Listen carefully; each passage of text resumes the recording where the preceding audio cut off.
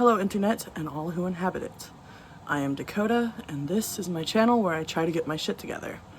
An important part of getting my shit together is understanding my medical conditions. Today we are going to deep dive into a topic that doesn't get enough attention, but does get a lot of attention here on this channel because it rules my life.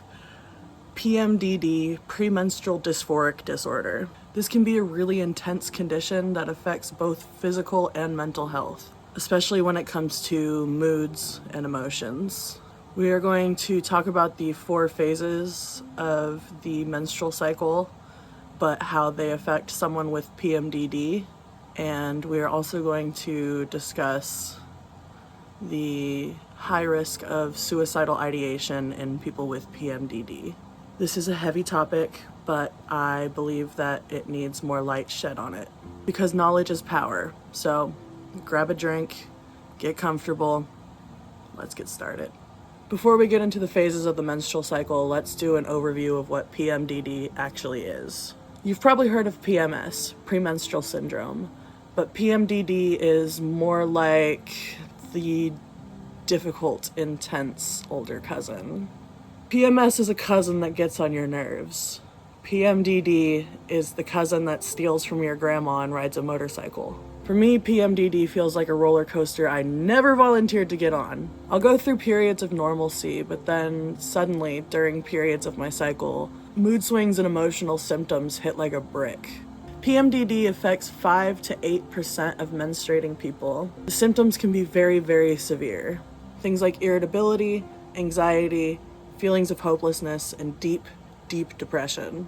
It's not just feeling a little down. It can feel like you are completely losing control of your emotions. It's also worth noting that while PMDD is a hormone-related disorder, it's actually a sensitivity issue.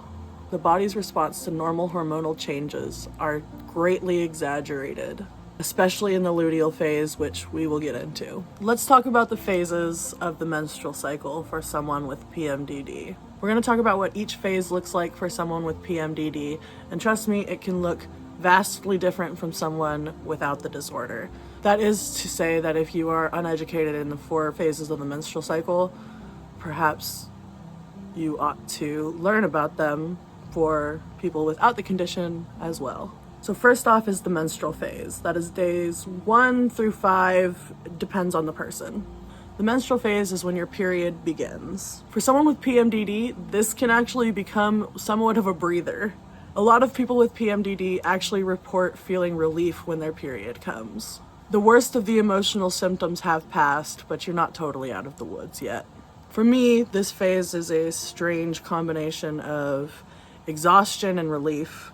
The intense mood swings that commanded the luteal phase have subsided, but I'm left feeling drained both physically and mentally. It's like my body is recovering from a battle. And of course, physical symptoms like cramps and bloating are still around, but the emotional symptoms have subsided a little bit and started to feel a bit more balanced. Next is the follicular phase. That's roughly day 6 to 14, once again, depending on the person. The follicular phase is when things can finally start to feel more manageable. After your period, your body is preparing for ovulation. Hormone levels like estrogen are on the rise. This often brings a noticeable improvement in mood, energy, and overall outlook.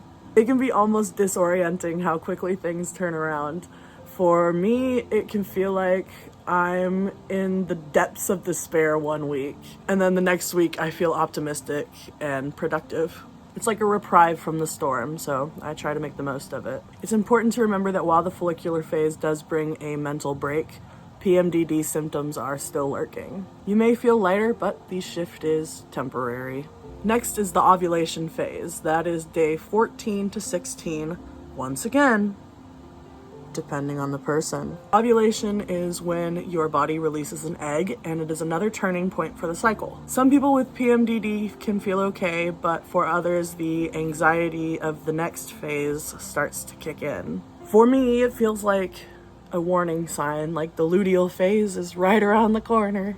And I start to feel on edge knowing that the storm is about to hit. And I know that I'm not going to be able to stop it. There's often a sense of heightened awareness, and some people start experiencing intrusive thoughts and irritability. This is also when the hormonal shifts start to become more noticeable, so if you find yourself on edge, that's probably why. Next is the luteal phase, day 17 to 28, depending on the person.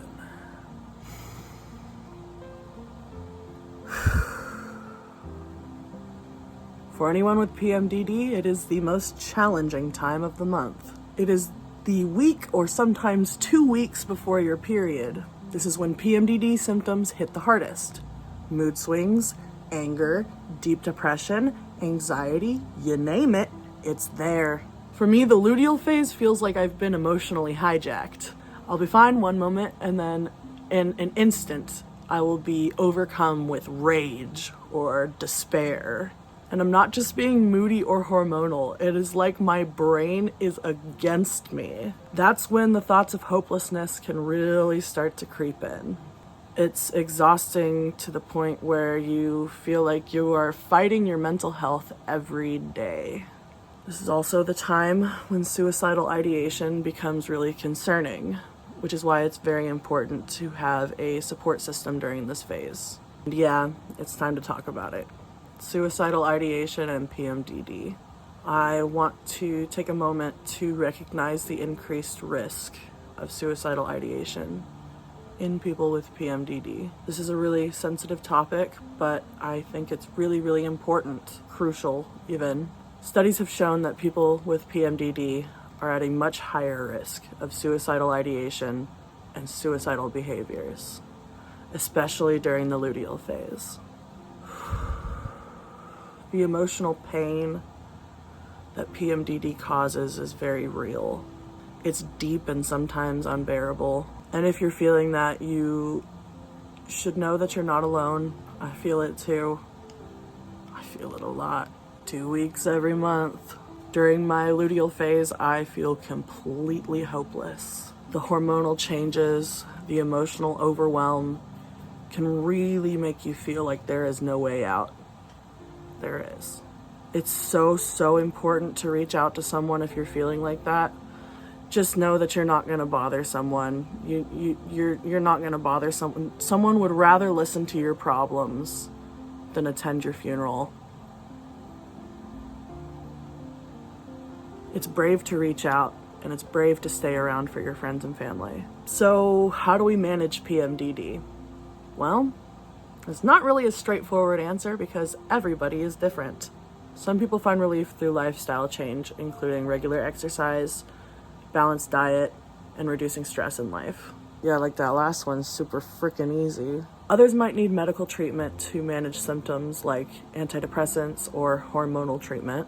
Cognitive behavioral therapy, or CBT, can also help manage the emotional ups and downs. For me, taking my medicine and practicing self-care are essential. I try to be mindful of my cycle. Like I've mentioned in previous videos, practicing magic for me helps me feel grounded, especially during the harder phases.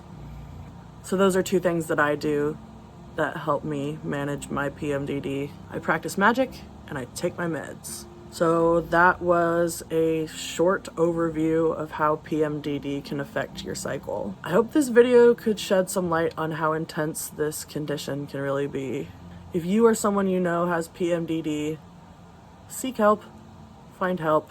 Don't be afraid to advocate for yourself. Your mental health matters. See a doctor, talk to a doctor. If they still don't listen, make sure you tell them to write that down in your chart that they denied you medical care. Could come in handy. Thank y'all so much for watching. If you found this video helpful, I would really appreciate it if you gave it a thumbs up. I don't get a whole lot of thumbs ups on this channel, and I worked pretty hard on this video. Consider subscribing to watch me survive PMDD. I am here to have these conversations and share what has helped me on my journey. Take care. I'll see y'all in my next video. Y'all, stay groovy.